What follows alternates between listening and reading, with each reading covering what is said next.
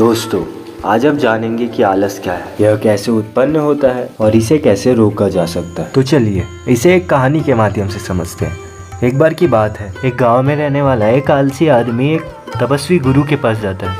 वह गुरुदेव से कहता है कि गुरुदेव, मैं बहुत आलसी हूँ। ऐसा मैं नहीं कहता, ऐसा लोगों का कहना है और मुझे भी कहीं ना कहीं लगता है कि मैं आलसी हूँ। आलस के कारण मैं अपने जीवन में जो करना चाहता हूँ वो कर नहीं पा रहा हूँ। गुरुदेव, कृपया मुझे मार्ग दिखाइए और मुझे कोई उपाय बताइए। गुरुदेव उस व्यक्ति से पूछते हैं कि क्या तुम्हें पक्का यकीन है कि तुम्हारे अंदर आलस्य है? व्यक्ति कहता है, हाँ गुरुदेव, क्योंकि मैं ही नहीं, मेरे आसपास के लोग भी मुझे आलसी कहते हैं। गुरुदेव फिर एक प्रश्न पूछते हैं कि क्या तुम्हारे पास कोई प्रमाण है, कोई प्रूफ है कि तुम आलसी हो? व्यक्ति हिचक के कहता है, हाँ गुरुदेव। गुरुदेव कहते हैं, बताना ज़रा क्या प्रूफ है?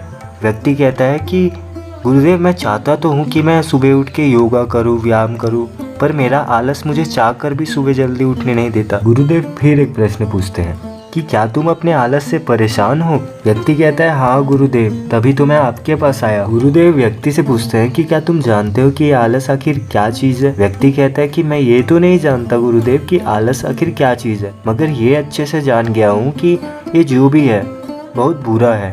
गुरुदेव तेज स्वभाव में कहते हैं कि पहले तो तुम ये जानो कि प्राकृतिक रूप से जो भी चीज़ हमारे अंदर है, जो भी भाव हमारे अंदर है, उसका कोई ना कोई उपयोग है, वह बुरी या अच्छी नहीं है। आलस्य एक विचार है, एक भाव है जिसे हम जाने अनजाने अपने भीतर स्वयं ही उत्पन्न करते हैं। आलस के उत्पन्न होने के दो कारण होते हैं। पहला होता है शारीरिक कारण और दूसरा होता है मानसिक कारण। शारीरिक कारण तब उत्पन्न होता है जब हम अपने शरीर को कोई ऐसा भोजन देते हैं जिसके अंदर खुद कोई जीवंतता नहीं है, तब आलस उत्पन्न होता है, क्योंकि हमारा शरीर ऊर्जा से कार्य करता है और जिस तरह की ऊर्जा हम अपने शरीर को देंगे, हमारा शरीर उसी प्रकार व्यवहार करेगा। शारीरिक कारणों में दूसरा कारण है गलत तरह से सोना, गलत तरह से बैठना और गलत तरह से चलना। हम इस बात पर ध्यान नहीं देते कि हमारी जीवन शैली में हम जैसे चलते हैं, उठते हैं, सोते हैं, तब हमारी स्थिति सही है कि नहीं। जब तुम महान तपस्वियों को देखोगे तब तुम पाओगे कि जब वो चलते हैं तो उनके कदमों के बीच एक तालमेल होता है। जब वो बैठते हैं तो उनकी रीढ़ की हड्डी बिल्कुल सीधी होती है। गुरुदेव कहते हैं कि ये जरूरी नहीं है कि तुम उनसे जानो, उनसे बात करो, बल्कि तुम तो उन्हें केवल देख कर ही उनसे बहुत कुछ सीख सकते हो। आलस्य का शारीरिक स्तर पर तीसरा कारण है सुबह जल्दी नहीं उठना। यह सुनते ही व्यक्ति कहता है कि हाँ गुरुदेव, यही तो मेरी समस्या है। पर गुरुदेव, सुबह जल्दी ना उठना ये आलस का कारण कैसे? गुरुदेव कहते हैं कि सुबह जल्दी ना उठ पाना इस बात का प्रमाण है कि तुम्हारा मन तुम्हारे काबू में नहीं है। व्यक्ति कहता है, अच्छा, पर गुरुदेव इसका समाधान कैसे करें? गुरुदेव कहते हैं, तुम सुबह तभी उठ सकते हो जब तुम सोने का एक निश्चित समय निर्धारित कर लो। प्रत्येक तपस्वी को अनुशासन का पालन करना पड़ता है, क्योंकि अनुशासन ही हमारे जीवन में संतुलन लाता है। ज्यादातर लोग अनुशासन को गलत समझते हैं। उन्हें लगता है अनुशासन उन्हें बांध कर रखता है, लेकिन असल में अनुशासन तो हमें मुक्त करता है, हमारे जीवन को हमारा लक्ष्य देता है। व्यक्ति कहता है कि परंतु गुरुदेव, परिवर्तन की शुरुआत कहाँ से करें? गुरुदेव कहते हैं, आज से ही अपने जीवन में कुछ परिवर्तन करना चालू कर दो, जैसे कि अपने चलने बैठने, खान पान एवं सोने के समय में परिवर्तन करना चालू करो, क्योंकि ज्यादातर स्थिति में मन शरीर के कारण ही आलस उत्पन्न करता है। मानसिक आलस्य का पहला कारण है हमारे पुराने गलत विचार। हमें लगता है कि हम पिछले बार भी नहीं कर पाए तो इस बार भी नहीं कर पाएंगे। हम इस बात को नहीं देखते कि पिछले बार और इस बार में बहुत अंतर है। अब हम वो नहीं हैं जो पहले थे, अब बहुत कुछ बदल चुका है।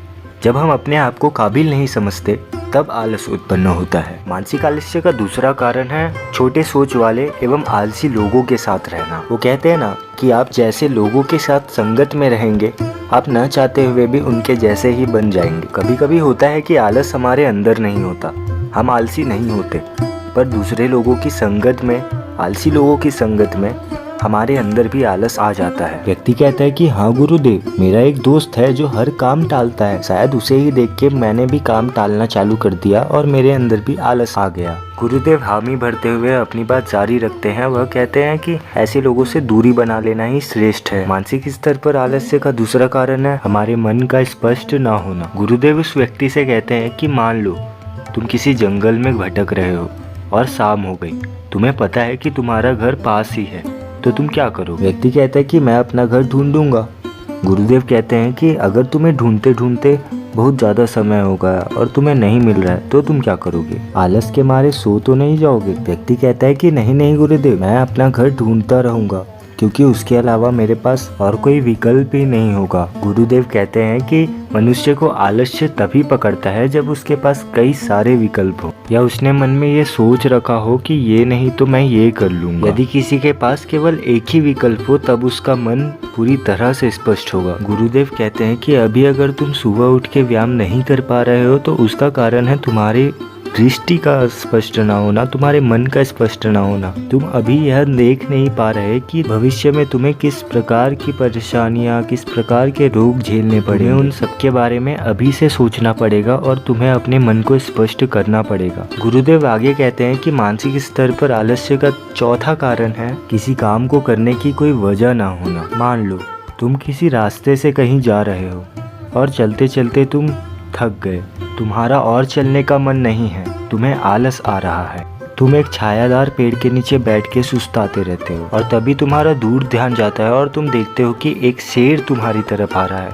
तो क्या ऐसी स्थिति में तुम वहीं पर बैठे रहोगे? व्यक्ति कहता है कि नहीं गुरुदेव, मैं वहाँ से भाग जाऊँगा। गुरुदेव के मुस्कुराते हुए कहते हैं कि आलस तुम्हें उसी काम को करने से रोकता है जिसकी कोई बड़ी वजह ना हो। व्यक्ति कहता है मैं समझ गया गुरुदेव, धन्यवाद। अब मैं समझ चुका हूँ कि आलस पर कैसे विजय प्राप्त करना है।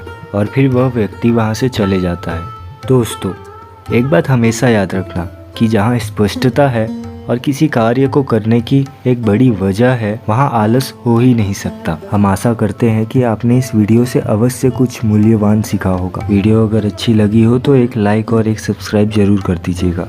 मिलते हैं अगली वीडियो में। धन्यवाद।